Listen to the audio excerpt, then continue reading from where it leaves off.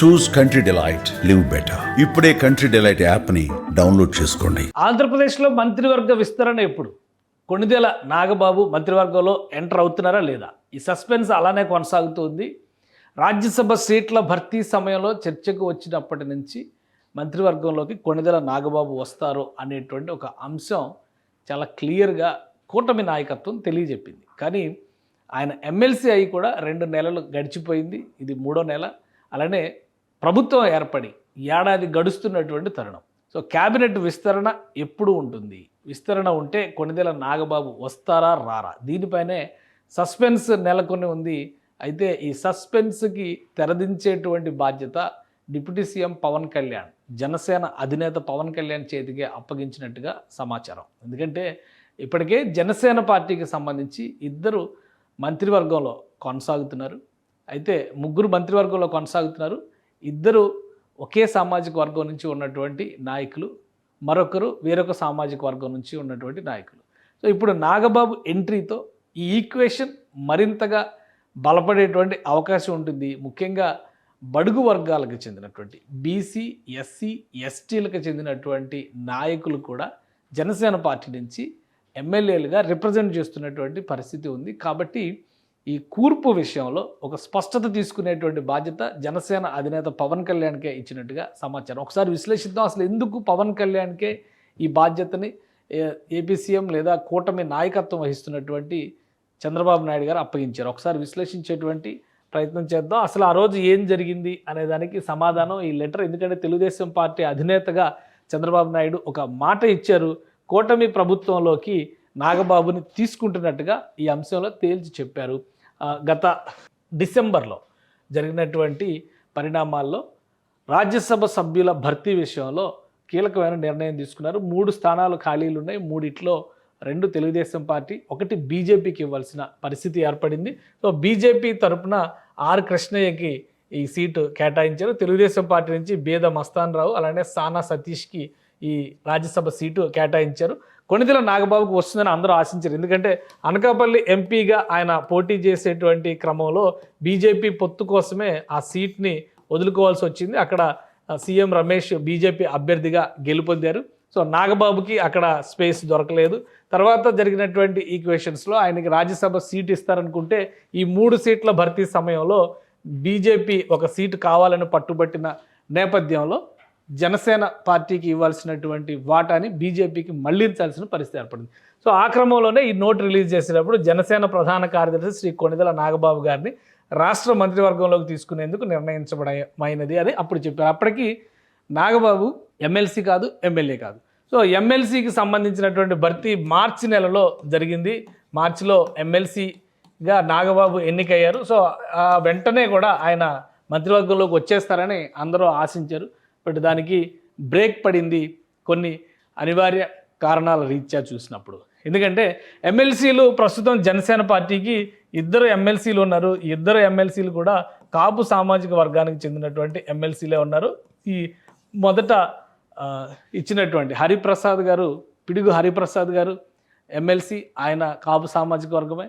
అలానే నాగబాబు 2వ సీటు పొందినటువంటి ఎమ్మెల్సీ జనసేన తరపున ఆయన కాపు సామాజిక వర్గమే. సో జనసేన నుంచి 2 సీట్లు కూడా కాపులకే ఇచ్చారనేటువంటి అభిప్రాయం, జనసేన రిప్రజెంటేషన్ కేవలం కాపులకే ఇస్తున్నటువంటి సంకేతం వస్తున్నట్టుగా కనిపిస్తోంది అనేటువంటి అభిప్రాయం రావడం. మంత్రివర్గ కూర్పు విషయంలోకి వచ్చేసరికి already Pawan Kalyan deputy CM హోదాలో ఉన్నారు. పవన్ కళ్యాణ్ గారి తర్వాత నాదెండ్ల మనోహర్ ఉన్నారు. అలానే నాదెండ్ల మనోహర్ గారి తర్వాత మరొక వ్యక్తి కందుల దుర్గేష్కి కూడా క్యాబినెట్లో చోటు దక్కింది. సో కందుల దుర్గేష్ వీళ్ళందరూ కూడా ఒక ఈక్వేషన్ ప్రకారం చూస్తే సామాజిక వర్గం మళ్ళీ ఒకటే అవుతుందని పవన్ కళ్యాణ్ గారు, కందుల దుర్గేష్ గారు 2 కూడా కాపు సామాజిక వర్గానికి చెందినటువంటి నేతలే అవుతున్నారు. నాదెండ్ల మనోహర్ గారు కమ్మ సామాజిక వర్గానికి చెందిన నేతలే అవుతున్నారు. సో జనసేన పార్టీ మినిస్టర్స్ రిప్రజెంటేషన్స్లో పూర్తిగా అగ్రవర్ణాలకే ప్రాధాన్యం ఇచ్చిందనేటువంటి అభిప్రాయం వస్తున్న నేపథ్యంలో ఎమ్మెల్యేలుగా గెలిచినటువంటి వాళ్ళు ఎస్సీలు ఉన్నారు, ఎస్టీలు ఉన్నారు, బీసీ వర్గాలకు చెందినటువంటి నాయకులు కూడా ఉన్నారు, ఓసీల్లో కూడా ఇతర కేటగిరీలు ఉన్నారు. సో ఈ ఈక్వేషన్ మిస్ మ్యాచ్ అవుతుందనేటువంటి అభిప్రాయం ఉన్న నేపథ్యంలో జనసేన పార్టీ అధినేత, తెలుగుదేశం అధినేత చర్చించుకుని ఈ సీటు విషయం అంటే క్యాబినెట్ బెర్త్ విషయంలో ఒక నిర్ణయం తీసుకోవాల్సిందిగా పవన్ కళ్యాణ్కే సూచన చేసినట్టుగా తెలుస్తుంది. సో నాగబాబుకి పవన్ కళ్యాణ్ క్యాబినెట్లోకి ఎంట్రీ ఇస్తారా, లేదా ఆయనని ప్రస్తుతానికి క్యాబినెట్ మంత్రివర్గంలోకి తీసుకోకుండా మరెవరికైనా ఛాన్స్ ఇస్తారా, అది కూడా ఒకసారి విశ్లేషించే ప్రయత్నం చేద్దాం. ఎందుకంటే ఏపీ క్యాబినెట్లో మొత్తం 26 మంది మంత్రుల్ని తీసుకునేటువంటి అవకాశం ఉంది. ఇప్పుడు చంద్రబాబు నాయుడు గారితో కలుపుకుని చూస్తే 25 బెర్తులు భర్తీ అయ్యాయి, ఒక్క సీటు ఖాళీ ఉంది. అంటే ఒకరిని 26వ స్థానం ఖాళీ ఉంది కాబట్టి ఒకరిని మంత్రివర్గంలోకి తీసుకోవడానికి అవకాశం ఉంటుంది. సో పార్టీలో చూస్తే జనసేన పార్టీలో సీనియారిటీ పరంగా చూస్తే కనుక అనుభవం ఉన్నవాళ్ళు, అలానే బ్యూరోక్రటిక్ ఎక్స్పీరియన్స్ ఉన్నటువంటి వాళ్ళు కూడా ప్రజాప్రతినిధులుగా ఎంపికైన వాళ్ళలో ఉన్నారు. సో వాళ్ళ నుంచి ప్రాతినిధ్యం తీసుకునేటువంటి ప్రయత్నం పవన్ కళ్యాణ్ చేస్తారా, లేదు మళ్ళీ నాగబాబుకే ఇస్తారా అనేటువంటి చర్చ ఇప్పుడు జరుగుతుంది. దీనికి కూడా ప్రధాన కారణం ఏంటంటే మంత్రివర్గం ఏర్పడి, అంటే రాష్ట్ర ప్రభుత్వం ఏర్పడి ఏడాది కావస్తున్నటువంటి తరుణం. జూన్ 4వ తేదీకి ఎన్నికల ఫలితాలు వచ్చి ఏడాది పూర్తవుతుంది. జూన్ 11వ తేదీన మంత్రివర్గం కొలువు తీరి ఏడాది పూర్తవుతుంది. సో ఈ వారం రోజుల్లో పదవుల భర్తీకి సంబంధించి క్యాబినెట్లో కల్పించాల్సినటువంటి స్థానాలకు సంబంధించి కానీ, మార్పులు చేర్పులకు సంబంధించి కానీ ఒక నిర్ణయం తీసుకునేటువంటి అవకాశం కూటమి నాయకత్వం మధ్య చర్చలు జరుగుతున్నట్టుగా తెలుస్తోంది. సో ఆ ఈక్వేషన్స్లో భాగంగానే నాగబాబుకి మంత్రి పదవి అనేటువంటి అంశం ఇప్పుడు హాట్ టాపిక్గా మారింది. అటు శాసనసభ, శాసన మండలి పరంగా చూసినప్పుడు ఈక్వేషన్స్లో ఈ రెండు పార్టీలు, అంటే ప్రస్తుతం ఉన్నటువంటి ఈక్వేషన్స్లో చూస్తే శాసన మండలి, శాసనసభ ఈ రెండు చోట్ల కూడా భిన్నమైనటువంటి ఈక్వేషన్స్ ఉన్నాయి. శాసన మండలి పూర్తి స్థాయిలో ఇంకా వైసీపీకి సంబంధించినటువంటి నాయకత్వమే బలంగా ఉంది. 32 స్థానాలు శాసన మండలిలో వైసీపీ చేతిలో ఉన్నాయి.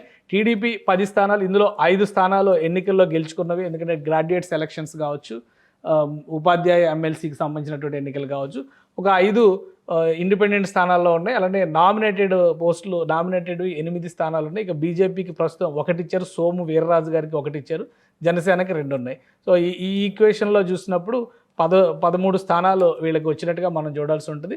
అలానే ఖాళీ అయినటువంటి, రిజైన్ చేసినటువంటి స్థానాలు కూడా 6 స్థానాలు కనిపిస్తున్నాయి. అవి ఇంకా భర్తీ చేయాల్సిన అవసరం శాసన మండలిలో ఉంది. సో దాని మీద ఇంకా క్లారిటీ రావాలి.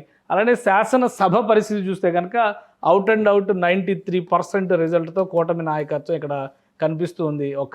ఈ బ్లూ కలర్ మినహాయించి మిగతా మొత్తం కూడా కూటమి సర్కిల్గానే మనం చూడాల్సి ఉంటుంది ఇక్కడ వరకు. సో మొత్తం 93% కూటమి కంట్రోల్లోనే ఉంది. శాసనసభలో ప్రాతినిధ్యం వహిస్తున్నటువంటి వాళ్ళకి ఇప్పుడు ఈసారి మంత్రివర్గం కూర్పులో ఆల్మోస్ట్ అందరూ కూడా శాసన మండలి నుంచి కాకుండా శాసనసభ నుంచి ప్రాతినిధ్యం వహిస్తున్న వారే ఉన్నారు. శాసన మండలిలో ఉన్న వారికి ఎవరికి కూడా తెలుగుదేశంలోనూ అవకాశం ఇవ్వలేదు, ఇటు మిగతా పార్టీలో కూడా అవకాశం ఇవ్వలేదు. సో ఒకవేళ శాసన మండలి నుంచి రిప్రజెంటేషన్ ఇస్తే క్యాబినెట్లోకి మొదటి వ్యక్తి ఈ క్యాబినెట్లో, ఈ మంత్రివర్గంలో నాగబాబే అవుతారు. నాగబాబు కాకుండా ప్రత్యామ్నాయాలు చూస్తే, ఎందుకంటే ఇక్కడ శాసన మండలిలో కాకుండా శాసనసభలో చూస్తే 21 మందిలో వివిధ సామాజిక వర్గాలకు చెందిన వాళ్ళు, మత్స్యకార సామాజిక వర్గాలు కావచ్చు, ఎస్సీలు కావచ్చు, ఎస్టీలు కావచ్చు, బ్రాహ్మణ సామాజిక వర్గం కావచ్చు. సో ఇట్లాంటి ఈక్వేషన్స్లో జనసేనలో ఇంకా ఇతర నాయకులు ఉన్నారు. సో ఎక్స్పీరియన్స్డ్ లీడర్స్ కూడా ఉన్నారు.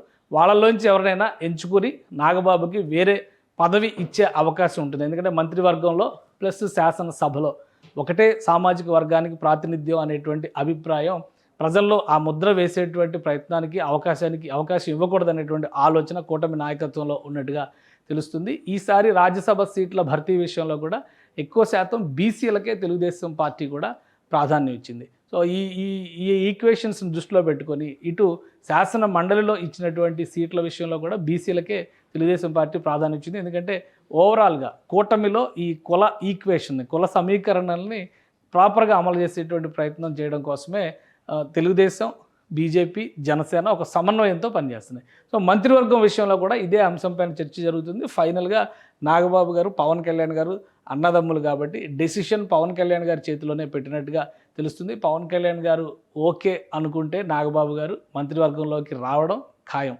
ఒకవేళ పవన్ కళ్యాణ్ గారు ఈ సమీకరణలను దృష్టిలో పెట్టుకొని ఒక నిర్ణయం తీసుకుంటే ప్రస్తుతానికి నాగబాబు గారికి మంత్రివర్గంలో చోటు దక్కదు. మరొక పదవి ద్వారా, నామినేటెడ్ పదవి ద్వారా ఆయనకి ఆ గౌరవాన్ని కల్పించేది, అంటే క్యాబినెట్ హోదా కలిగినటువంటి గౌరవాన్ని ఇచ్చేటువంటి అవకాశం అయితే ఉంటుంది. సుమన్ టీవీలో మీ పర్సనల్ అండ్ బిజినెస్ ప్రమోషన్స్ కోసం కింది నెంబర్కి కాంటాక్ట్ చేయండి.